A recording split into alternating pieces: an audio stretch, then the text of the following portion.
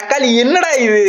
ஆனா ஒவ்வொரு வட்டமும் ஒரு கான்ட்ரவர்சியை கிரியேட் பண்றதுக்காக ஒரு விதமா ஒரு இதை அப்ரோச் பண்றீங்க பாத்தீங்களா? I like you. சோ என்னன்னா உள்ள வந்து பாத்தீங்கன்னா அர்ணவ் அங்கிதான்னு சொல்லிட்டு உள்ள ஒரு 2 கண்டஸ்டன்ஸ் போயிருக்காங்க.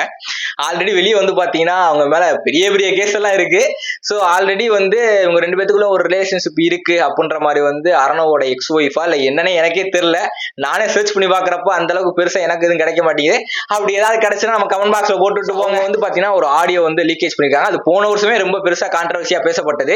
சோ அதை வந்து இப்போ வந்து திருப்பி ரீட்வீட் எல்லாம் பண்ணி ட்விட்டர்ல வந்து பயங்கரமா தெறிக்க விட்டுருக்காங்க. ட்விட்டர்லயும் சரி இன்ஸ்டாகிராம்லயும் சரி மாத்தி மாத்தி ஆர்மிக்காரங்க வந்து போட்டு பொழந்துக்கு இருக்காங்க. சோ பாக்குறதுக்கு நல்லா இருக்கு நமக்கு. சோ இதுல வந்து பாத்தீங்கன்னா ஒவ்வொரு வட்டமும் கான்ட்ரவர்சிக்காக கிரியேட் பண்றதுக்காக ஏதாவது ஒண்ணு பண்ணுவாங்க. அதே மாதிரி இந்த வட்டமும் பாரபட்சமே பார்க்காம கான்ட்ரவர்சியை கிரியேட் பண்ணிருக்காங்கன்ற மாதிரி தான் நான் நினைக்கிறேன் பிக் பாஸ் வீட்டுக்குள்ள. ஏன்னா இவங்க போறது அவங்களுக்கும் தெரியாது, அவங்க போறது இவங்களுக்கும் தெரியாதுன்ற மாதிரியே ஒரு நடிப்பை போட்டிருப்பாங்க.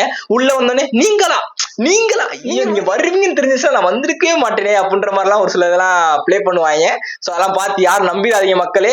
சோ எனக்கு தெரிஞ்சு உள்ள அந்த மாதிரியான ஒரு சில விஷயங்கள்லாம் பண்ணி உள்ள நல்ல கான்ட்ரவர்சியை கிரியேட் பண்ணி அவங்கள வெளியே வர்ற வரைக்கும் நெகட்டிவ் ஆக்கி அந்த மாதிரியான ஒரு சில வேலையெல்லாம் பார்ப்பாங்க அப்படின்ற மாதிரிதான் நான் நினைக்கிறேன். சோ இது வரைக்கும் அந்த மாதிரி நடந்திருக்கு. சோ இது புதுசா ஏதாவது நடக்குமான்னு சொல்லிட்டு பார்ப்போம் பொறுத்து இருந்து. சோ மக்கள் இதை பத்தி நீங்க என்ன நினைக்கிறீங்க சொல்லிட்டு வந்து காம்பாக்ஸ் வந்து காமெண்ட்டுங்க.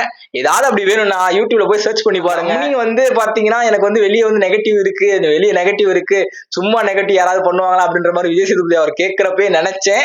சோ இதுதான் நெகட்டிவிட்டி போல இருக்கு. சோ அவங்களோட பர்சனல் லைஃப் பத்தி பேசல. பட் ஆனா அவங்க இந்த மாதிரியான ஒரு சில விஷயம் கான்ட்ரவர்சி எல்லாம் கிரியேட் பண்ணிருக்காங்க. சோ அதை கிரியேட் பண்றதுக்காக பிக் பாஸ் வீட்டுக்குள்ள ஒரு சில விஷயங்கள் பண்ணுவாங்க. அதே மாதிரி இந்த வட்டமும் பண்ணுவாங்கன்ற மாதிரி தான் நான் நினைக்கிறேன். சோ இதை பத்தி நீங்க என்ன நினைக்கிறீங்க சொல்லிட்டு காம்பாக்ஸ் வந்து காமெண்ட்டுங்க. நிறைய பேர் பாக்குறீங்க, லைக் பண்ணிட்டு சப்ஸ்கிரைப் பண்ணிட்டு பாக்கலாம்ல. என்ன அப்படின்னா கம்பெனி கொஞ்சமாவது வளரும். கொஞ்சம் லைக் போட்டீங்கன்னா வீடியோ வந்து ரெக்கமெண்ட் ஆகும்ல. சோ அப்படின்னு இருக்கிறப்ப கொஞ்சம் எல்லாமே பண்ணிட்டு பாருங்களேன். சோ அடுத்த ஒரு வீடியோல பார்ப்போம். பை.